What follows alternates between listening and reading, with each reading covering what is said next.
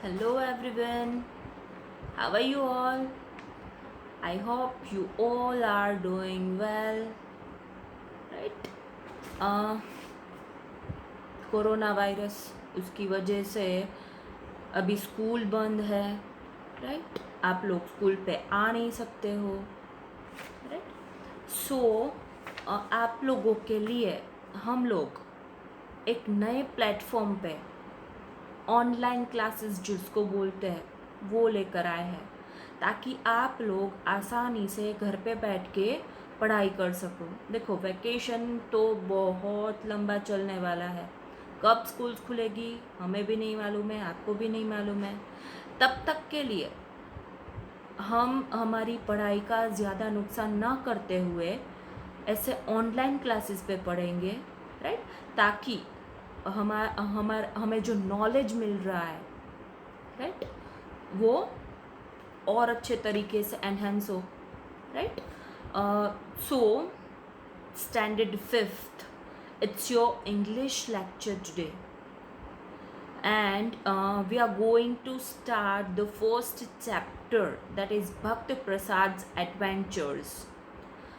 See, students, you don't have books. आप लोगों के पास बुक्स नहीं है, इसलिए मैं ये माइक्रोसॉफ्ट पावर पॉइंट आप लोगों को मालूम ही है, कंप्यूटर के लेक्चर में मैंने आप लोगों को लास्ट ईयर करवाया था, राइट? तो उसी में मैंने ये चैप्टर रेडी किया है। आज हम थोड़ा सा ही करेंगे, राइट? सो लेक्चर वाइज जैसे जैसे लेक्चर्स हमारे होते जाएंगे वैसे वैसे आप लोगों के चैप्टर्स भी आगे बढ़ते जाएंगे। Okay, so let's start from the chapter number 1, that is भक्त प्रसाद्स adventures.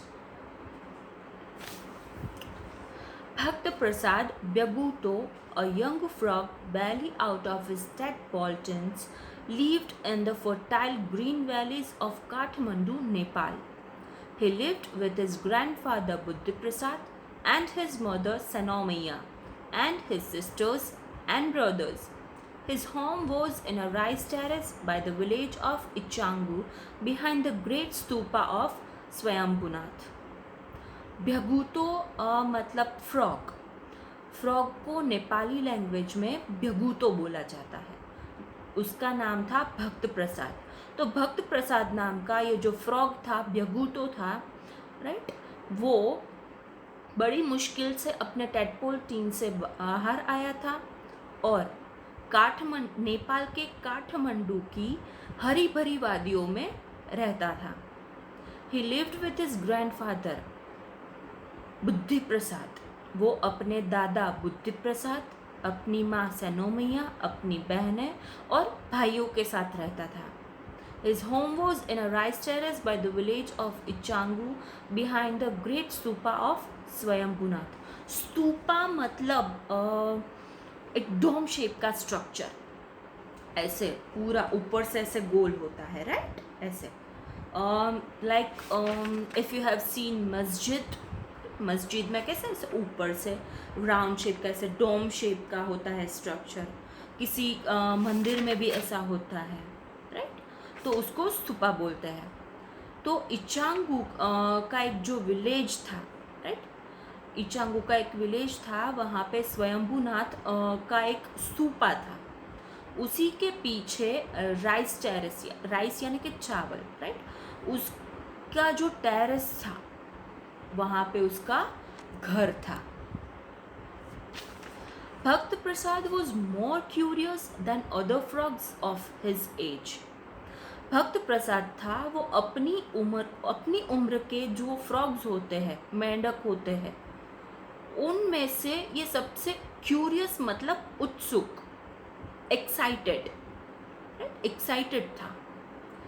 He was the quickest to learn how to hop among his brood. Brood मतलब family.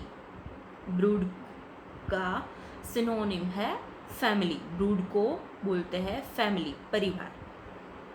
अपनी पूरी फैमिली में से वो अकेला ऐसा क्विक मतलब उत्सुक, राइट, एकदम फास्टेस्ट जिसको बोलते हैं, वो इतना फास्ट था कि उसे जल्दी सीखना था, होप करना है, यानी कि मेंढक जिस कैसे ऐसे छलांग लगा के चलते हैं, राइट, वो उसे सबसे पहले सीखना था.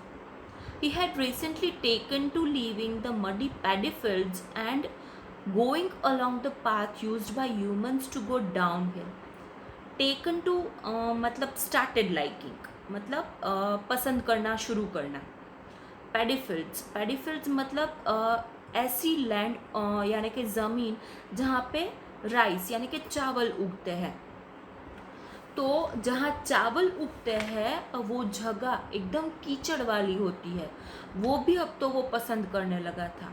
और इंसान जहाँ जिस रास्ते से चलते हैं, राइट, हम लोग जिस रास्ते से चलते हैं वो जगह भी उसे अब पसंद आने लगी थी.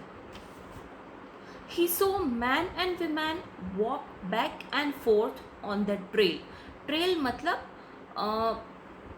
पतली गली, राइट, ट्रेल मतलब पतली गली. वो मैन, विमेन, चिल्ड्रन सब लोगों को उस पतली गली से आता जाता देखता था. He wondered where they were coming from and going to. वो सोचता था कि ये सब लोग कहाँ आ रहे हैं, कहाँ से आ रहे हैं, कहाँ जा रहे हैं, कुछ समझ में नहीं आ रहा. Usually frogs do not worry too much about going anywhere. Usually जो फ्रॉग्स होते हैं उन्हें ये कभी चिंता नहीं होती है कि उन्हें कहाँ आना है, कहाँ जाना है, etcetera etcetera, right. They spend their lives lying around water waiting for insects that buzz about, keeping a watch on garden snakes that love to feed on amphibians, wallowing in the muddy water and croaking till their throats went dry. But humans walk up and down the narrow trail as if they are headed somewhere. They seem to have an intention, something that most frogs never feel the need to have. ये जो frogs होते हैं वो ज़्यादातर अपनी जो ज़िंदगी है वो पानी के आसपास ही गुजार देते हैं, पानी में ही गुजार देते हैं. और जो इंसेक्ट्स होते हैं उनका जो बज़ होता है, इंसेक्ट्स जो बज़ करते हैं, राइट, उसे सुनने में ही वो लोग अपना टाइम निकाल देते हैं. हाँ, और फिर जो गार्डन स्नैक्स होते हैं वो एम्फीबियंस मतलब ऐसे एनिमल्स जो लैंड पे भी रहते हैं और वाटर में भी, राइट. तो जो गार्डन स्नैक्स होते हैं वो एम्फीबियंस को कैसे फीड यानी कि खाते हैं, वो उनको देखना बहुत ही पसंद होता है, इसलिए वो लोग उसे देखने में अपनी ज़िंदगी निकाल देते हैं. वेलोविंग इन द मडी वाटर, वेलोविंग मतलब ऐसे रोल आउट होना, रेंगना, राइट. तो जो कीचड़ में ऐसे रेंगते हुए, फिर क्रॉकिंग मतलब वो जो टर्राते हैं, लाइक क्रॉक क्रॉक क्रॉक क्रॉक. आप लोगों ने शायद ये आवाज़ सुनी होगी, राइट, फ्रॉग की. तो ऐसे जब तक उनका ये जो गला है, थ्रोट यानी कि गला, राइट, वो पूरा सूख नहीं जाता तब तक वो लोग ऐसे टर्राते रहते हैं. But humans walk up and down the narrow trails as if they are headed somewhere. लेकिन हम लोग तो आते जाते इसलिए है ताकि हमारी एक मंजिल हम लोगों ने तय की हुई होती है. लाइक मुझे यहाँ जाना है, मुझे वहाँ जाना है. फॉर एग्जांपल आप स्टूडेंट हो, राइट, तो घर से आप लोग स्कूल आते हो तो स्कूल आपकी मंजिल हुई.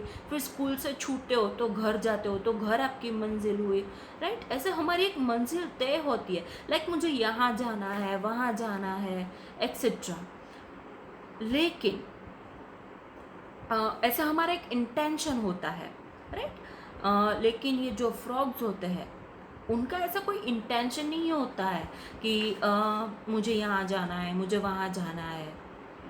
उन्हें ये कोई उनका होता ही नहीं है डेस्टिनेशन, उनका फिक्स ही नहीं होता है, राइट. उन्हें मालूम ही नहीं होता है कि मुझे यहाँ जाना है, उनको कोई चिंता ही नहीं होती है. ऐसा बोले ना तो भी चलता है, राइट.